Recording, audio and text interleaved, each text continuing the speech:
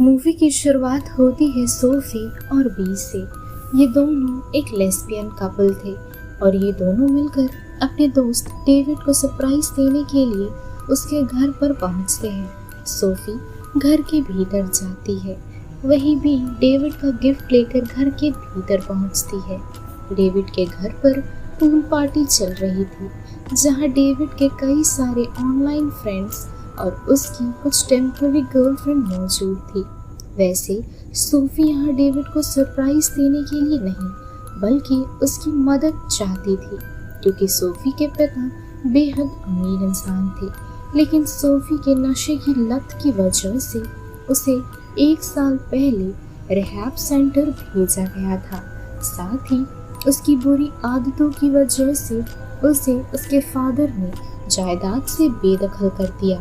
तो अब वो डेविड की मदद लेकर वापस से अपने फादर की जायदाद का हिस्सा बनना चाहती है, जिससे कि वो मजे कर सके। वैसे डेविड के दोस्त इन दोनों को पसंद नहीं करते थे, क्योंकि ये दोनों फिलहाल थोड़े गरीब थे।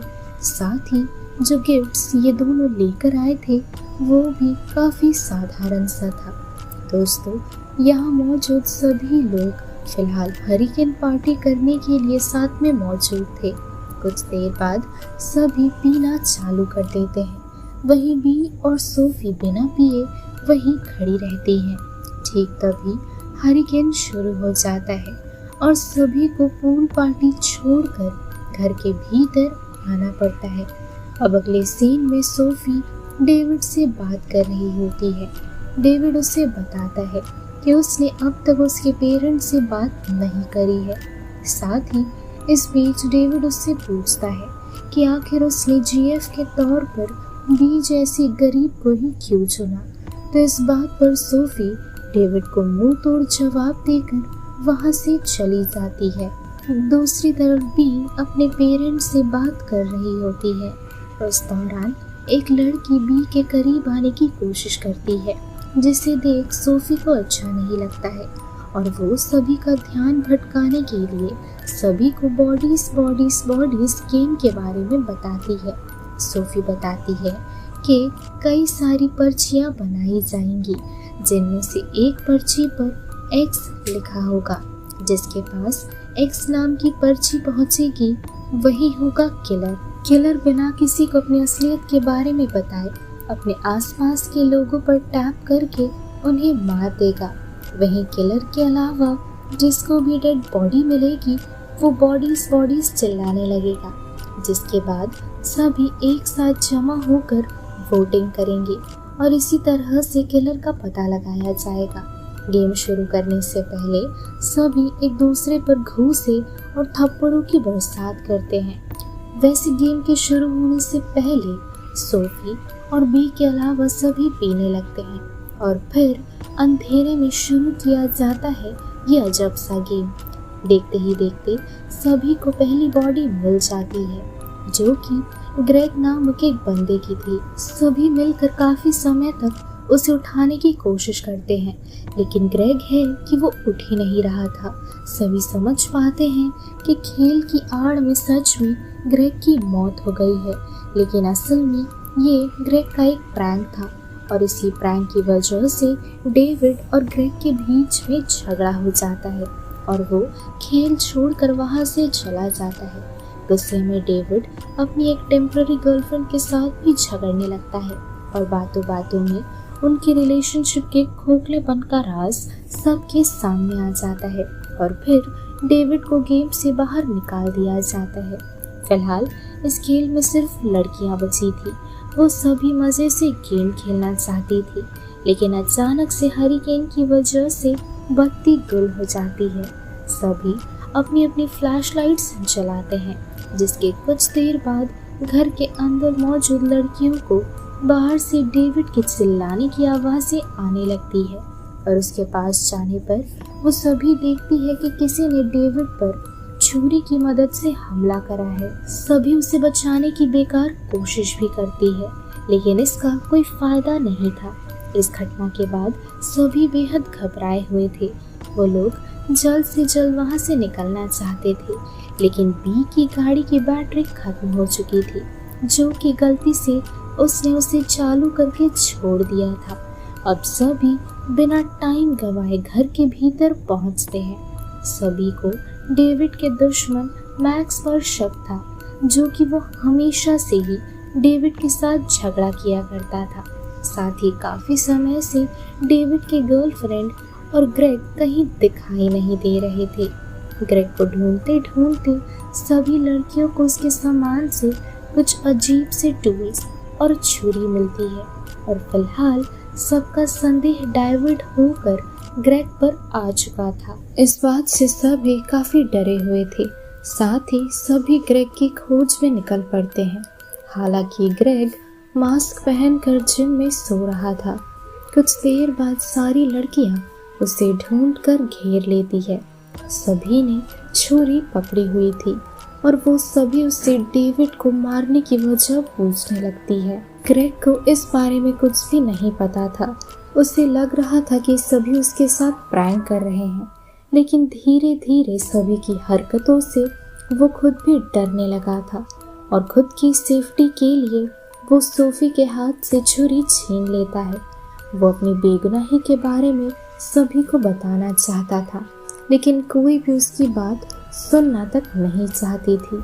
इसलिए वो गुस्सा दिखाकर अपनी बात सभी के सामने रखने की कोशिश करता है, लेकिन इसकी वजह से सभी को उस पर भरोसा हो जाता है कि वही असली खूनी है। फिलहाल ग्रेग सोफी के सामने खड़ा था, तो सोफी को बचाने के लिए बी ग्रेग पर हमला करती है। दोबारा से ग्रेग के उठ जाने पर बी दोबारा उस पर हमला करके उसे जान से मार देती है। इस दौरान कुछ लड़कियां इस बात से खुश नहीं थी, क्योंकि किसी ने भी ग्रेग को बोलने का मौका तक नहीं दिया। इस बात को लेकर सोफी के साथ उनकी फाइट हो जाती है और इसके कुछ देर बाद दोबारा से एक लाश बरामद होती है। इस लाश को देखकर सभी अब श्योर हो चुके थे कि ग्रेग ने किसी का खून नहीं किया था और बेवजह ही उसे मौत के घाट उतारा गया। वैसे यहाँ मौजूद सभी के बीच बी ही एक ऐसी शख्स थी जिसे सिवाय सोफी के और कोई नहीं जानता था, इसलिए सभी का शक अब बी पर चला जाता है। शक के आधार पर उसे घर से बाहर निकाल दिया जाता है और सोफी उसका स्टैंड तक नहीं लेती है, क्योंकि अब शायद उसे भी उस पर शक होने लगा था। वहीं बाहर हरिकेन में रहना सुरक्षित नहीं था। साथ ही बी की कार में वो सेफ नहीं फील कर रही थी, इसलिए वो खिड़की से घर के भीतर आ जाती है और अपने कपड़े भी बदल लेती है। इस कमरे में बी को जॉर्डन नामक एक लड़की के कपड़े मिलते हैं। साथ ही बी नोटिस करती है कि जॉर्डन के पास बंदूक है। बी फौरन सभी को इस बारे में बताती है, लेकिन जॉर्डन की तलाशी लेने पर उन्हें बंदूक तो नहीं मगर एक चिट्ठी जरूर मिलती है जिस पर एक्स लिखा हुआ था, यानी कि खेल के दौरान किलर और कोई नहीं बल्कि जॉर्डन थी, जो कि जॉर्डन गेम में किलर थी। तो सभी का शक अब उस पर डाइवर्ट हो जाता है और डेविड और उनके दोस्तों के मौत के पीछे का कारण सब अब जॉर्डन को मानने लगते हैं। ये जानने के बाद सोफी और बी एक हो जाते हैं और सोफी का शक भी चूर चूर हो जाता है। ठीक तभी जॉर्डन अपनी छिपाई हुई बंदूक निकालती है। जॉर्डन सभी को बंदूक दिखाकर सभी से कहने लगती है कि यहाँ मौजूद कोई भी किसी का दोस्त नहीं है और ना ही किसी की रिलेशनशिप सच्ची है, सभी धोखेबाज है। ये कहकर वो सोफी की सच्चाई सभी को बताती है कि रिलेशनशिप में होने के बावजूद भी सोफी जॉर्डन के साथ फिजिकल रिश्ता बनाए रखती है, लेकिन इस बात से सोफी नकार देती है। अब धीरे धीरे सभी एक एक करके एक दूसरे पर भड़ास निकालने लगते हैं। इस दौरान सभी लड़कियां मिलकर सबसे पहले एक दूसरे को आंखों से नोचती है, फिर अपनी बातों से नोचती है और फिर वो सभी हाथापाई पर उतर आती हैं। इस हाथापाई की वजह से जॉर्डन की बंदूक से गोलियां चल जाती है और इससे एलिस नामक एक लड़की की मौत हो जाती है। अब जॉर्डन खुद को बचाने के लिए बंदूक लेकर सीढ़ियों से ऊपर की ओर जाने लगती है। सोफी भी उसके पीछे पीछे जाती है। वहीं पीछे से बी आकर जॉर्डन के हाथ से बंदूक छीनने की कोशिश करती है, जिसकी वजह से दोनों के बीच दोबारा से हाथापाई शुरू हो जाती है और इस हाथापाई से जॉर्डन नीचे गिर जाती है और ऑन द स्पॉट उसकी मौत हो जाती है। लेकिन मरने से पहले जॉर्डन बी से कहकर जाती है कि सोफी की सच्चाई जानना चाहती हो तो सबसे पहले उसका फ़ोन चेक करो। बी इन सभी बातों से परेशान होकर सोफी से दूर रहती है। अगली सुबह होते ही सोफी बी से मिलकर उसे गले लगा लेती है और सोफी कन्फेस करती है कि पार्टी में मौजूद एक लड़की को उसने काफ़ी ज़्यादा नशे के पिल्स दे दिए थे, जिसके बाद उसकी मौत हो गई।